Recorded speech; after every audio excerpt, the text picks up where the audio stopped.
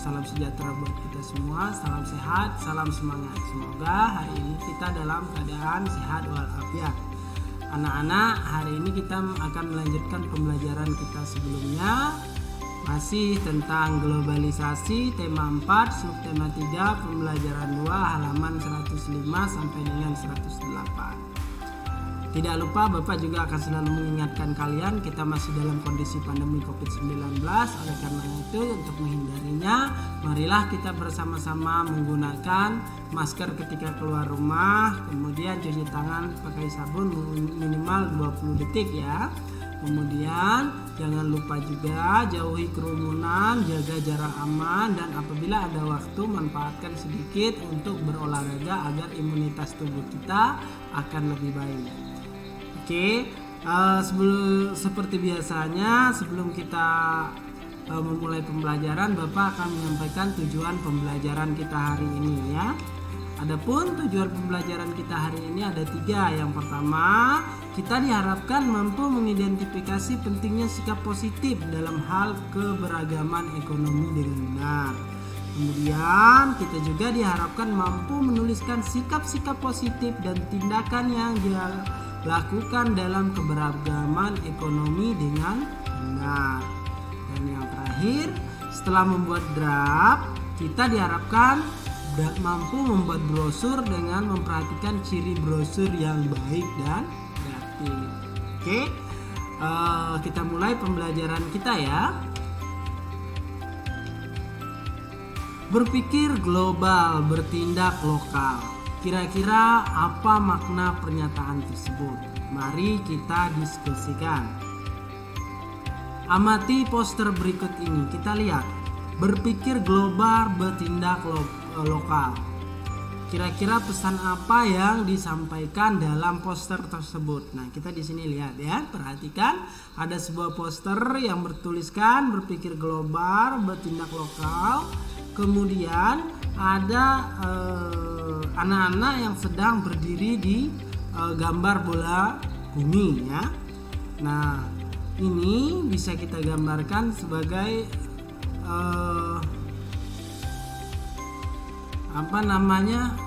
ketika kita berpikir, kita harus berpikir yang mendunia, tidak hanya di daerah kita saja. Kemudian tetapi ke dalam bertingkah laku, kita selalu ingat dengan budaya kita. Misal cara berpakaian, kita melihat cara berpakaian orang luar, bagaimana yang rapi itu, bagaimana yang baik itu seperti apa. Nah, itu bisa kita ikuti. Tetapi kita tidak juga tidak boleh melupakan cara berpakaian kita bagaimana.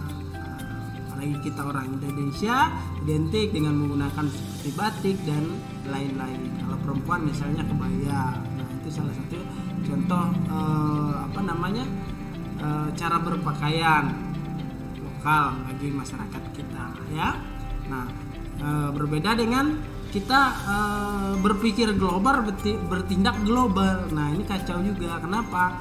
Dengan kita berpikir global, bertindak global juga. Nah, kita tahu kalau kita melihat orang luar negeri, cara berpakaiannya banyak yang tidak sesuai dengan situasi dan kondisi toleransi masyarakat kita.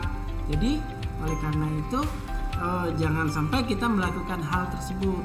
Jangan juga kita hanya berpikir lokal, bertindak lokal. Nah, ini bahaya juga. Kenapa? Karena kita tidak akan pernah maju itu ya. Oke, kita lanjutkan. Baca dalam hati cuplikan berita dari berbagai media berikut. Sekarang silakan kalian baca di buku kalian, perhatikan dan dengarkan apa yang Bapak bacakan ya. Yuk cintai buah dalam negeri. Indonesia terkenal dengan surganya buah. Ada berbagai macam buah yang tumbuh subur di Nusantara ini. Sayangnya buah-buah lokal ini makin lama makin tergusur karena kedatangan buah impor.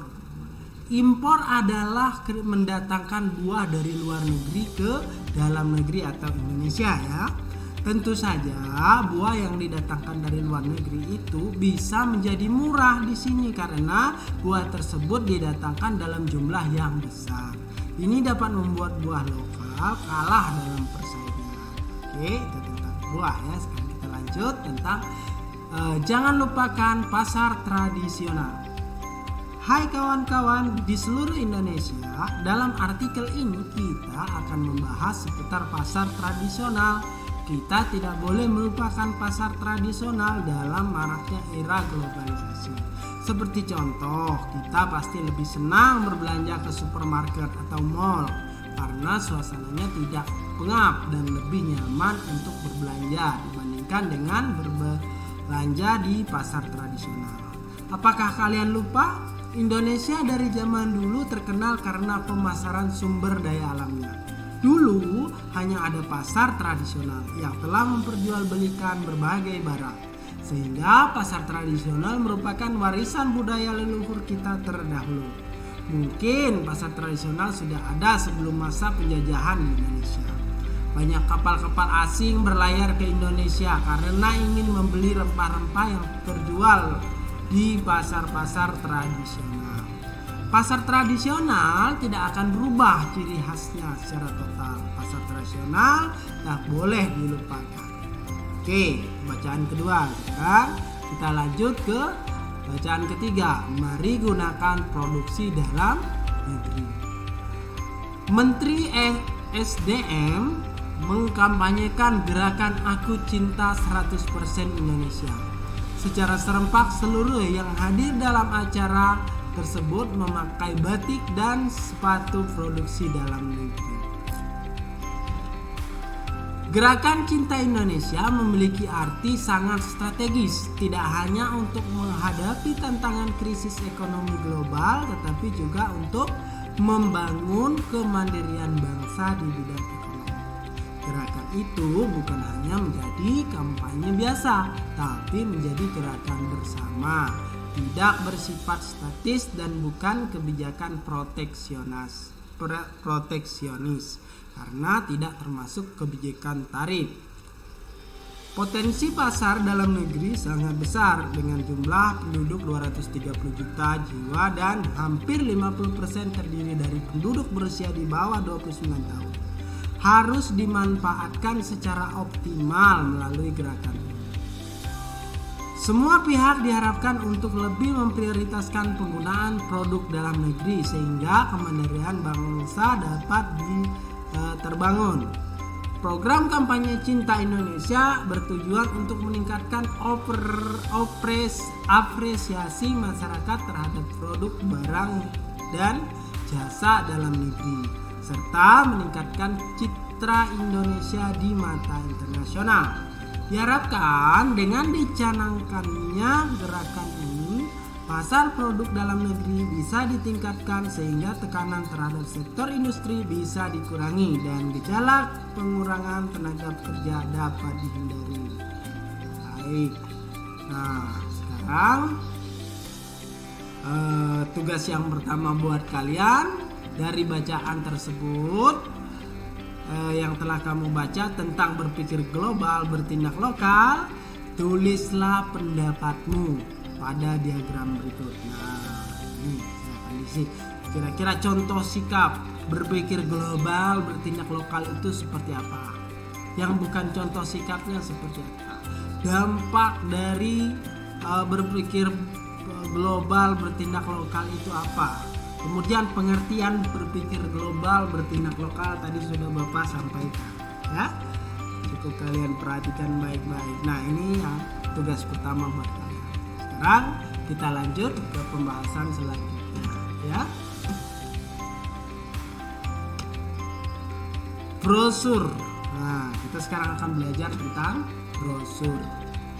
Brosur adalah sebuah alat untuk dapat mempromosikan barang, jasa, dan lain sebagainya, yang dimana terbuat dari sebuah kertas yang ada di dalamnya akan memiliki sejumlah informasi serta penawaran tentang jasa ataupun produk tersebut. Brosur juga boleh menggunakan berisi gambar-gambar tertentu tentunya, ya. Perhatikan kriteria brosur yang baik berikut. Slogan jelas dan mudah dimengerti, ya. Kemudian bahasa baik dan menarik dengan ukuran huruf yang sesuai. Kemudian selanjutnya ilustrasi menarik dan mudah diingat. Dan yang terakhir, tata letak gambar dan tulisan baik. Oke. Nah, itu adalah kriteria brosur yang baik. Nah, sekarang perhatikan contoh brosur berikut ini. Oke, ini brosur tentang penawaran gedung, ya. Sekarang brosur yang kedua tentang penawaran alat-alat elektronik, ya. Nah, seperti ini. Ini contohnya. Sekarang tugas yang kedua buat kalian. Tugas yang kedua adalah buatlah brosur penawaran barang-barang elektronik atau tumbuhan seperti bunga dan lain-lain. Silahkan. Nah, perhatikan ciri-ciri brosur yang tadi dalam kalian membuat brosurnya nanti, ya. Ini tugas kedua. Oke, jelas ya? Mungkin untuk hari ini Bapak cukupkan. Mudah-mudahan apa yang dapat Bapak sampaikan tadi dapat bermanfaat buat kalian semua. Ingat, kerjakanlah tugas kalian. Karena apa? Karena kebohongan menyelamatkanmu sementara saja apabila kamu tidak mengerjakan seperti itu, kan? Tetapi menghancurkan kamu selamanya. Ya. Jadi kamu harus mengerjakan tugas-tugas yang sudah diberikan. Karena kebohongan itu sementara aja baik. Nantinya kalau sudah berlanjut tentunya tidak akan baik. Oke, Bapak akhiri wabillahi taufiq wal hidayah. Wassalamualaikum warahmatullahi wabarakatuh. Salam cerdas.